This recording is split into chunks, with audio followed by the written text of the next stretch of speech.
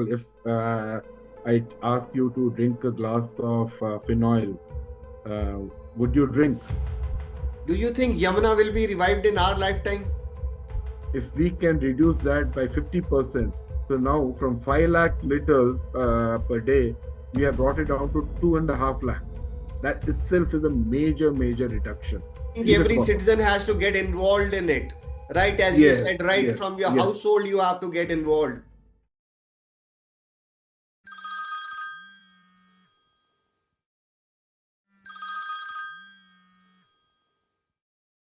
Earth is constantly sending us signals through climate change, through natural calamities, and through water scarcity.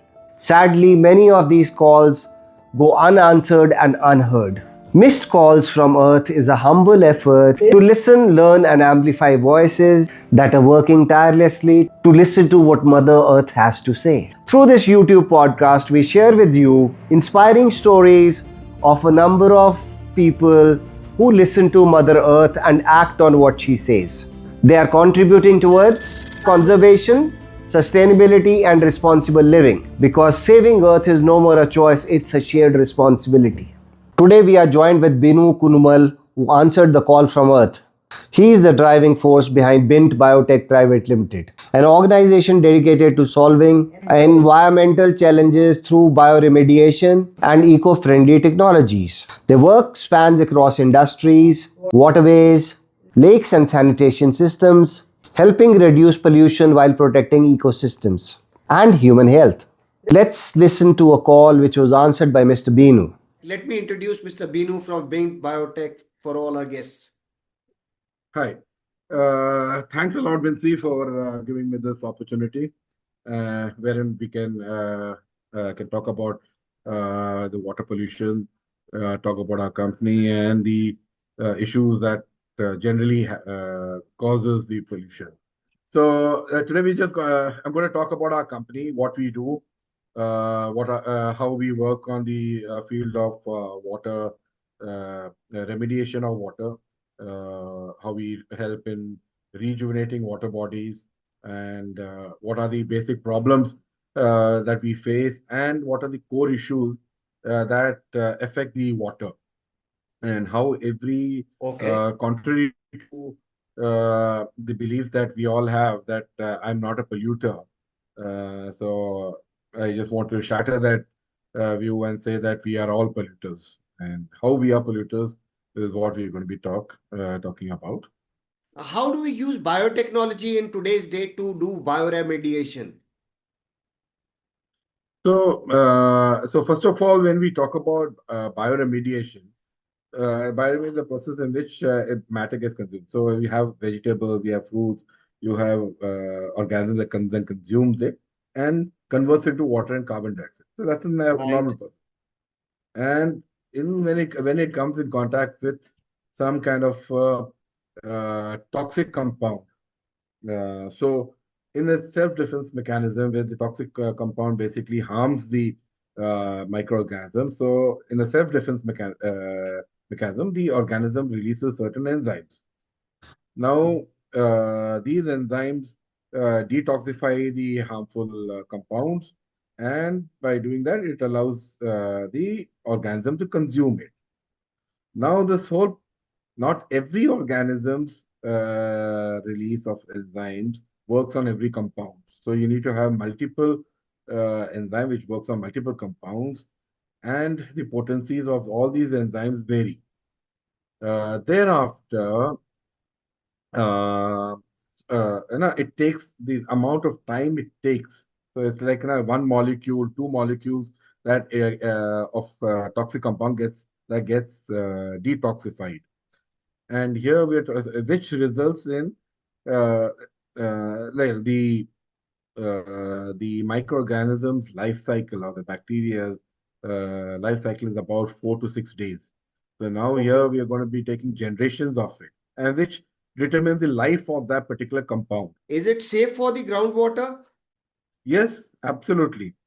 Absolutely. Because here we are not using any toxic compounds or man-made compounds. These are natural compounds that we're using. But how which long does is it the compare to extracts of. compared to a chemical process? Well, this is a chemical process only, but we are using enzymes. Enzymes are nothing but made out of proteins, and they basically help in breaking down these toxic compounds. And by breaking it down into smaller linear chains, it becomes bioavailable for. We reduce the toxicity, which in turn allows the microorganisms to consume it. So your earlier question about how biotechnology is being used here. So what we are trying to do here is we are reducing the time that takes, maybe 6 years to 10 years or 50 years, which normally under nature it takes to not consume that particular compound or eliminate it. Here, because of the amount of high dosage that we provide, it we are able to reduce it down to few hours to a month, a few weeks is the time, depending on the kind of compounds that are we are Interesting, dealing interesting. You have restored the KR Puram Lake in Bangalore. Can similar with. methods That's work for correct. the Yamuna as well? Yes.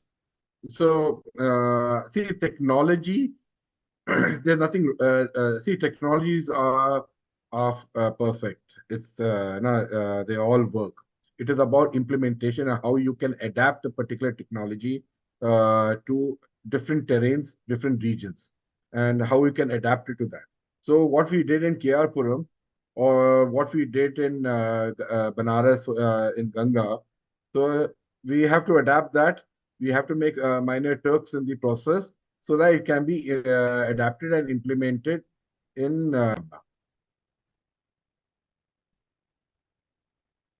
Is domestic sewage a bigger problem than the industrial sewage for Yamuna? Yes, domestic sewage is the biggest problem, wherein we have our estimates are that almost 70% of the Yamuna is contaminated due to the domestic sewage that is flowing. Now, just to get things into context or to give you a picture, Delhi has something like 4 million to 5 million homes. Now, from every household, we use paste the moment we get up in the morning, which is antibacterial.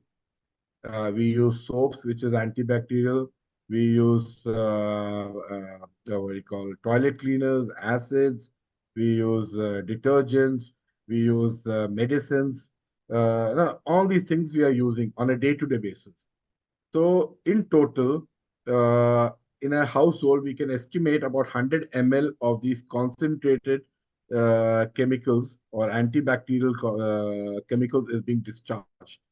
Now, 100 ml into 5 million, you're talking about 5 lakh liters of toxic chemicals that we are discharging. And that is much more than any industries. Industries still have ETP plants, STP plants, wherein they do treat their discharge to a certain extent or to a large extent, maybe varying from case to case. But there is some sort of treatment that happens there. But in case of domestic sewage, there is nothing. There is practically nothing. All the sewage that is even tapped and taken into the STP plants run by different departments are not able to treat that because they are based on old technologies wherein the sewage was designed, what was 40 years back, which was not at all chemical oriented. It was very organic. Now it is all chemical. In fact, we should be having ETP plants instead of STP plants. So Thing. what do you So, suggest? There should be ETPs or STPs in every household before the water gets discharged, or every society? well, every household is not it's not a practical solution wherein we can do that. But there are multiple things that we can use ways of handling this problem. One is we can use more eco-friendly products in our day-to-day lives. So by which we reduce the pollution discharge that is there. Second thing is that we should tap every discharge from house in a collective manner and a decentralized manner wherein we can treat it. Now, when we treat this these discharge, we need it's not just a regular blow, no, wherein we blow air and we expect, or we are filtering it. Since there is a very what do you call, complex chemicals that are being discharged, you need which are either in phenolic structures bonds or benzene structure bonds. So you need special additives that we can use to break these down.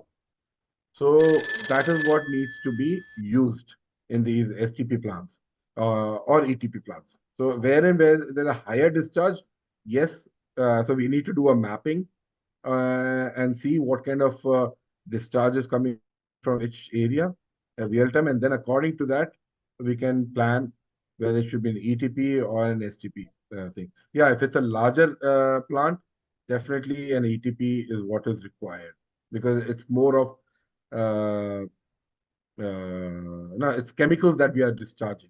We are no longer discharging organic matter. Okay, if we say we give you Yamuna for 5 years, would you be able to clean it? Well, no one company can clean it. The task is humongous, and there is a huge budget that needs to be done. You are talking about almost 5,000 MLDs of discharge. MLD, we are talking million liters.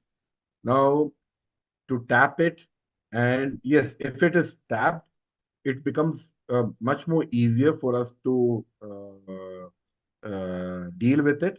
But there is a substantial portion which is not tapped and falls directly into Yamuna, and that becomes the biggest bottleneck, wherein the smaller drains, several small drains which are untapped and which is being discharged into it. The ones which are tapped and can be taken into an STP plant, there, yes, it can be done. Means you have a place where you can treat it. All you need to is apply chemistry to it and use the proper additives for treating it, and it can be treated. It's That's not the problem. But there is a cost associated with it. Now, no, so you would have to the government or the departments will have to pay the cost for it, and their L1 cannot happen because the moment you come in with an L1 tender, so it's all about cheap, cheap, cheap, irrespective of what is the Exactly, quality that will exactly. be. And do you So think just adding STPs at the mouth of the Yamuna where the sewage is being drained into the Yamuna is just going to help? well, like I say, as long as it's being tapped and the entire treatment process is happening properly. The biggest problem is the STP plants aren't functioning properly, wherein no, the proper treatment is happening. Because of they're only doing, I mean, they're not able to treat the complex chemicals which are being discharged, which they're collecting. So if they start doing that, yes, it can. There will be a major difference there. What do you think? What are the reasons why the STPs and ETPs fail? Uh, like I said, STP plants were designed about 30 years back or 40 years back. Now, these designs were compatible with the discharge of that time period, and which was very organic in nature, where it's only kitchen waste. Houses use very minimal amount of chemicals. We use more organic compounds like paste or soaps, and all were very basic, were very non-complex compounds that were being used. Today, that whole thing has changed, and the discharge is again going into the same plant only, which does not have the capability to deal with it unless you upgrade it or use again the special compounds which can break these complex chemicals. Till such time, treatment is not going to happen. Do you think the rivers can be cleaned by big machines? True or false? uh, False. Bioremediation is slow, myth or fact? Myth. STPs alone can clean rivers. Agree or disagree? Disagree. Okay, interesting. What do you think is the message you want to give to the Uh, citizens and you industries need on to how have, to clean? I'm sorry, coming back to the STP, no, you cannot, because you cannot, there are drains which have very small capacity. So you need to have different strategies to deal with different kind of loads that come sewage discharge. So, for example, if there are certain streams which has only zero point 0.5 mld or zero point 0.2 mld, you can't have an STP plant. You can't make a network of like from a village. You may have like a zero point 0.5 mld that's coming out. So you can't have an STP plant for that. So you need to have a another, and it's very well documented in the by NMCG where and CPCB, where what has to be used under what conditions. It has been documented, and there was a case that was under in 2019, wherein the Mandovi River cases there, in which it was said that untreated sewage cannot be discharged into the river. And there was a landmark judgment by the NGT in 2019 that it has to be treated, and there's a penalty per drain per month of 5 lakhs on the department. And this got extended to the Ganga Basin and Yamuna Basin, and thereafter to the entire country, wherein I think so it's 170 rivers across the country comes under this judgment. And it has been, the remedies have been laid out where under what condition bioremediation should be done, how it has to be done in medium terms, short term, medium term, and long term basis. And it's well documented the process of what needs to be done, how it has to be done. We just need to implement that. Okay, so what is your message to the citizens and industries? Well, for industry is very small. They are supposed to be treating. They have the equipments, they have the plants to treat it. So please use that plant and judiciously and properly, and that so that whatever is discharging is treated. And the households to use more eco-friendly kind of products, and be aware first of all that you are also a polluter. Uh, the biggest what do you call, we are in a dream world where we think that we are not the polluter, it is the industry who are the polluters, or it's someone else who's polluting, but we are the polluters. And as we pollute and we discharge, we have to understand that the same pollution has come back into our own house and has started to affect us. How it is, if for example, if I ask you to drink a glass of phenol, uh, would you drink? I'm asking No. you. But if I tell you that you are drinking the phenol on a daily basis. And the reason for that is whatever we discharge, which goes into the nalas, and then it goes either it percolates down into the underground water from where we drill back through the wells or the submersible pumps, or it goes into the river from where it again gets sucked in for the water for our drinking purpose or for irrigation purpose. Both no, it ends up in our homes, and we are consuming it, whether it is in small fractions, but definitely it is being consumed. And in fact, the biggest example is where Nestle, Maggie, when they did a very stringent test, they found pesticides in their Maggie. The reason for it is that these are raw materials they are getting from the fields and water that is being used. So there will be traces, and these traces get now enters our body, and which starts to play around with our because these are heavy metals, these will start to play around with our body organs and will lead to cancer, to neuro issues, gynec issues, uh, kidney failures, all sort of medical issues comes up. So Do you think Yamuna will be revived in our lifetime? it can be, it definitely can be, What gives you hope? but no, it can be as a task. If you ask me, it can be done. But to do that, two things: we need the budget for it, and we need the vision to do it. We need to understand the problem so that we can take corrective measures, and it can practically be done in 5 years' time. It can be done, but we Plus, need I to be think serious every about it. citizen has to get involved in it. Right, as you said, Yes, right yes, from your yes, household, you have to get involved. You can't yes, just yes, keep on and thinking that wastewater industries are polluting it. It's you who are no, polluting it. no, it's you who are polluting. That is the big. If we reduce it, automatically the load that will go into the river reduces.